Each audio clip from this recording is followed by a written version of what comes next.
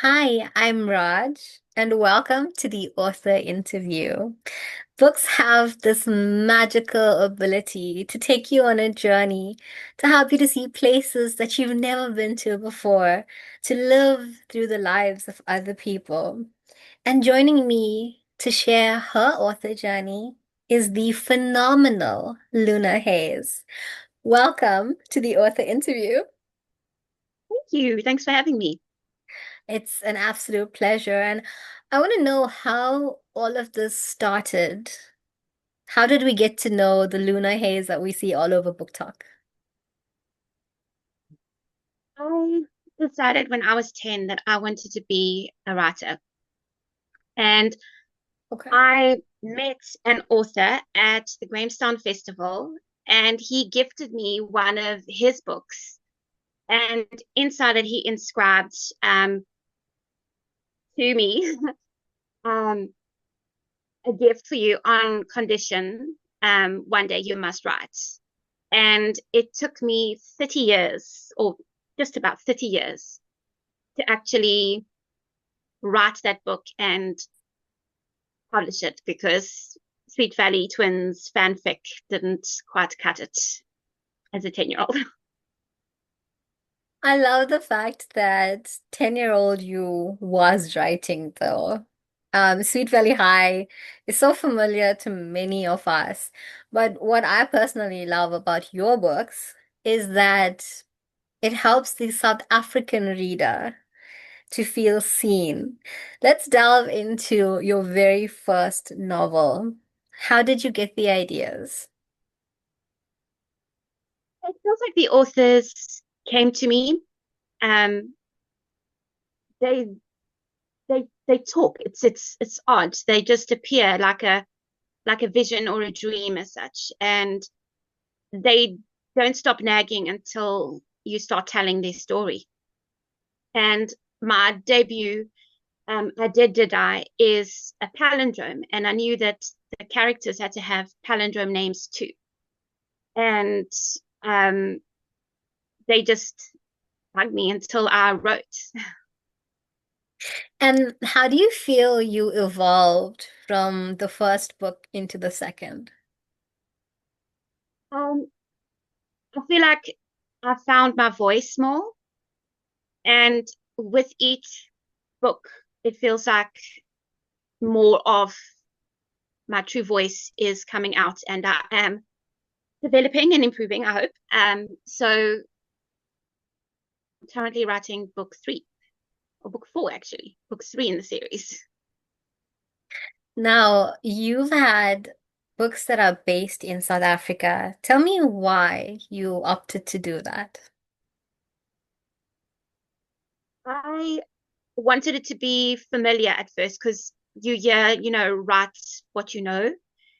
And while it was easy, it was also more challenging because if you don't describe the place like the people see it, like you see it in a slightly different way, people can get upset or you can get into trouble if you have actual place names or things like that. So I fictionalized it a bit that for the people that live here in Port Elizabeth, it is still recognizable, but not necessarily exactly as it is.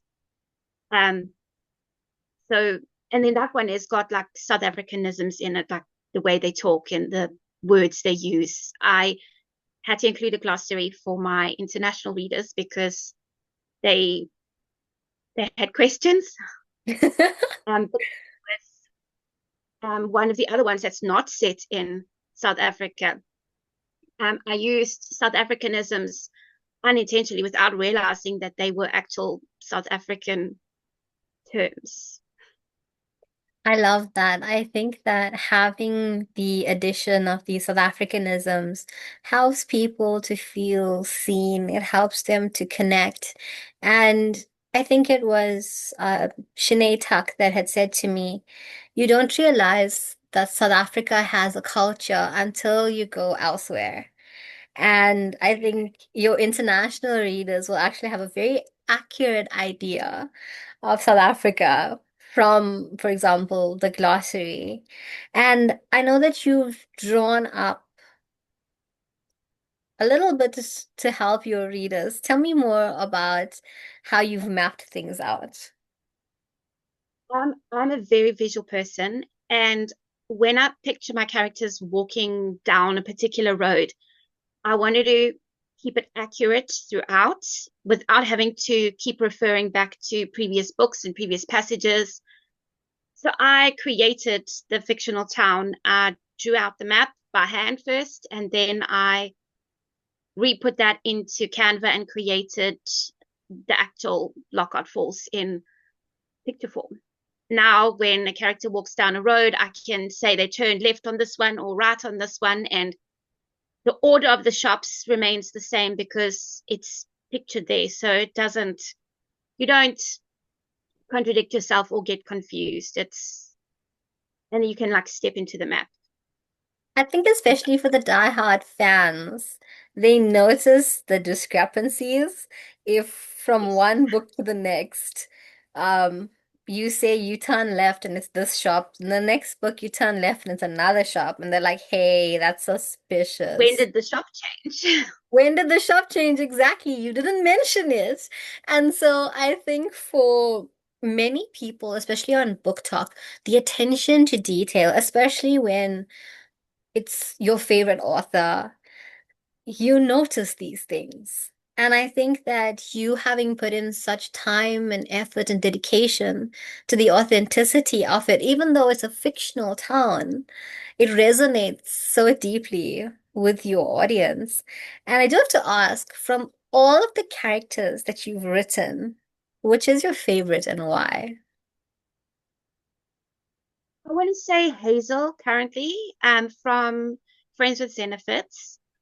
Um, the way she kind of describes herself as um, she wants to be seen and she wants her place in the world. And I think everyone wants their place and wants to be seen and not have to pretend to be someone else and put on a facade. They want to be their authentic selves. So she's kind of special. I absolutely love that. I think a reason as to why I personally like South African authors and South African books is because I want to be able to relate. And with the character of Hazel, like you said, I think many of us, even if we haven't admitted it to ourselves, we want to be seen. We want to take our place in the world as such. And so I think that makes for such a beautiful character. And on the flip side, what was the most challenging character for you to create? Um, I think the one um Hope and Brody. Um, it's more, I think, the setting that is the challenging thing at the moment because they're in a baking competition and the setting. And I keep questioning myself whether I'm overloading the baking or if it's enough or should I be adding more and trying to create the tension and introducing the contestants that are with them without it becoming too confusing and overwhelming. So I think Hope and Brody and the current contestants, they are my headache. I think that many authors would share your sentiment about when you're introducing new characters and finding that balance in information because you never want for your reader to feel overwhelmed, but you also don't want them to be underwhelmed as such. So, definitely something that many authors identify with. And now that you've walked through so many books and you've found your voice, what's next for Luna Hayes? Um, Lockhart Falls has got 9 books in the series planned. So currently on book 3, so there's another 6 to go after that. And then after Lockhart Falls, I don't know.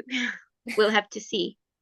So basically, what you're saying is clear a shelf and keep it ready because you're about to fill it. Yes, absolutely. I think it's so wonderful that not only have you engaged so much with your fans and your readers, but also with other authors. I see so much of support amidst the writing community in South Africa. And if there is a 10-year-old watching, what advice would you give them?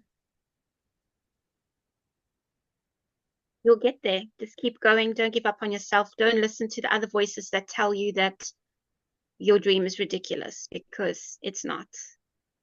Your dream matters. You'll get there. You'll get there. I absolutely, wow, that is phenomenal advice. And I want to thank you for taking the time out from your busy schedule to share about your books and your passion. And I can't wait to read all nine in sequence. And whatever comes afterwards, I'm sure that your readers and your fans will be along for the ride. Thank you.